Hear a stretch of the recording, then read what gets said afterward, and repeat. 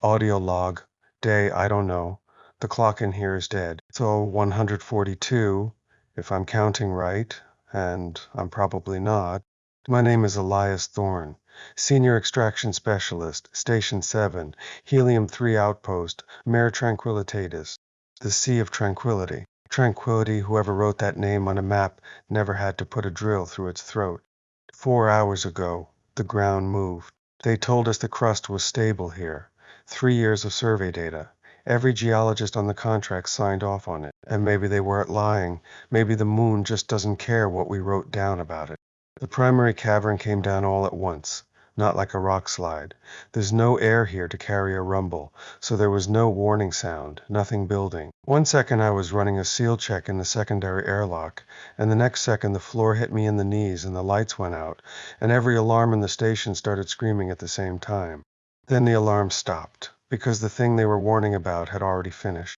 The airlock doors held. Reinforced titanium, rated for a full pressure blowout. That's it. That's the whole reason I'm still talking. I was standing behind the one door in this facility that was designed to be paranoid. The crew wasn't. 22 people. Marchetti was on shift rotation in the cavern. Youssef, bright kid, 26 years old, kept a photograph of a dog taped inside his helmet. I ate breakfast with them 9 hours ago, reconstituted eggs and that terrible coffee we all complained about. They're under 2 million tons of basalt now, and I'm sitting here describing status. I need to say the status out loud, because if I stop being an engineer, I'm going to start being a man, and I can't afford that yet. I cycled into the emergency staging area. Room is holding pressure. I've watched the gauge for an hour and it hasn't moved. I have a class 4 pressure suit, 4 spare oxygen canisters, the emergency battery bank, and enough ration paste to outlive the air by a month, which is a joke I'd appreciate more if it were happening to somebody else. The surface communications dish is gone. I saw the mask go through the observation slit. It folded like a wire coat hanger. I've been on the short-range emergency band for 4 hours. Nothing. Not even the automated handshake from the orbital relay. Either it's on the far side of its arc, or the debris cloud is still up and swallowing the signal. Dust doesn't settle fast here. There's no air to slow it down and nothing to push it around. It just goes up, and it comes down, and it takes its time. I'm buried. That's the plain version. I'm alive and I'm buried, and those two facts are sharing a very small room. Oxygen meth, if I keep my heart rate down. 14 days. 14 days. That's also exactly how long the lunar night lasts. The sun went down over the crater rim the morning of the collapse. It won't come back up until my last canister is empty. I don't know what to do with that. It feels like the moon planned it. If anyone is hearing this, Sector 4, staging area, East Wall, I'm alive. I'm alive down here. Please hurry. Log 4, day 5, I think. I killed the overhead lights yesterday. The draw was eating the battery faster than the numbers said it should, so I'm sitting in the dark, and the only light in this room is the amber standby glow off the emergency panel, and the window, and the earth. Nobody prepared me for this part. It's in the upper corner of the quartz port, and it does not move. That's the thing they don't tell you before you take a lunar contract. The earth doesn't rise here. It doesn't set. The moon keeps one face turned toward home forever. So from where I'm sitting, the earth is nailed to the same patch of black sky it was nailed to on my first day, and it will be there on my last.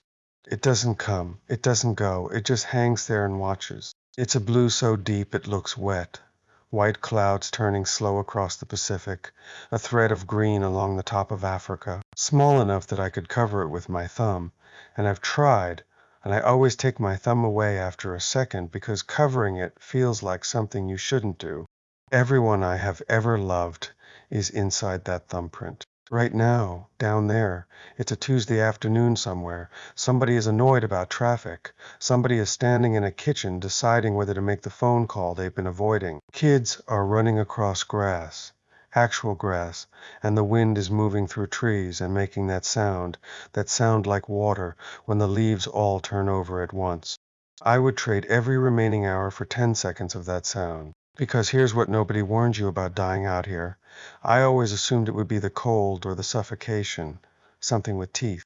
It isn't. It's the silence. There's no atmosphere on the moon. No air means no sound. If a mountain sheared off and fell over a mile from this window, I would watch it happen in perfect quiet. Weather doesn't exist here. Nothing creaks, nothing settles. Nothing outside this shell has made a noise in 4 billion years, and nothing is planning to start. So the only sounds left in the universe are the ones my body is making: the scrubber fan, the hiss of the regulator, my own heartbeat, which I can hear now, actually hear, not feel, a slow, wet, mechanical thud, and it will not stop reminding me that it's a machine with a fixed number of moves left in it. That's the real intimacy of this place, not being alone with your thoughts, being alone with your biology. I stopped broadcasting yesterday. The relay should have crossed overhead 6 times by now, 6 windows. If a signal was going to get out, it would have gotten out. Nobody's coming. I've written that sentence in my head about 400 times, and this is the first time I've said it into the recorder, and saying it out loud didn't break anything. It's just true now, the way the temperature is true. So it's me and the dust and that beautiful blue thumbprint that will not stop looking at me. Log 9. The dust is in. You have to understand what this stuff is. It isn't sand.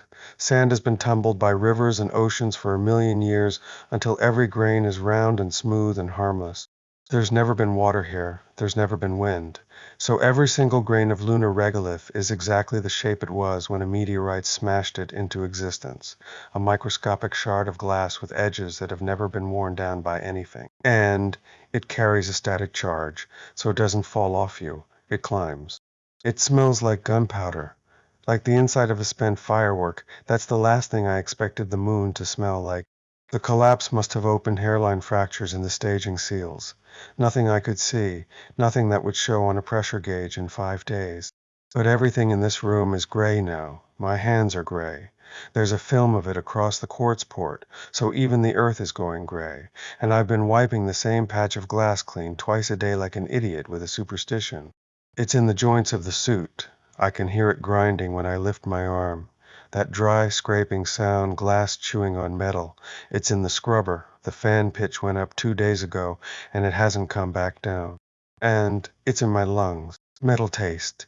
Every time I swallow, my throat feels sanded. They have a name for it. From the Apollo cruise. Lunar hay fever. Those men got 12 hours of it, and their eyes swelled shut. I've been breathing it for a week. I tried to write to Miriam yesterday. Pulled up the pad, and the cursor sat there blinking at me for 2 hours. 2 hours, and I couldn't put down a single word. Because, what is there? I'm sorry I signed the contract? She knew. She stood in the kitchen and told me it was too long, and I said the money would set the girls up for life, and I was right, and she was also right, and both of those things get to be true at the same time. Or I'm sorry I'm going to miss Sarah's graduation. She's 17. She'll walk across that stage in the spring, and there'll be a gap in the 3rd row where I was supposed to be embarrassing her with a camera. Words don't weigh anything out here. I wrote 4 sentences, and deleted all 4. So I did something else instead. I propped the camera against the window, aimed it at the earth, and let it run until the battery quit. 40 minutes of nothing happening. Just a blue, turning. If they ever dig this station up, 50 years from now, 100, whenever it becomes profitable enough to bother, someone will find that drive. I don't want her to see the gray. I don't want her to see the dark, or the recycler, or me. I want her to see what I was looking at, that's all. Just home, from very far away, held very still. The gauge went yellow this morning, last canister, and it's getting cold in here. The heaters are drawing off the same bank as everything else. And I've been choosing, and I keep choosing the recorder. Final log. The scrubber stopped an hour ago. Carbon dioxide's climbing. There's a red light going on my wrist console, and a headache behind my eyes like a nail, and the corners of everything are starting to go soft and dark. I decided I'm not doing this in a dark room. Cycling the outer airlock by hand took me 40 minutes. 40 minutes for a job that takes 90 seconds with power. I had to stop twice and put my forehead against the wheel and wait for my vision to come back. Suit sealed.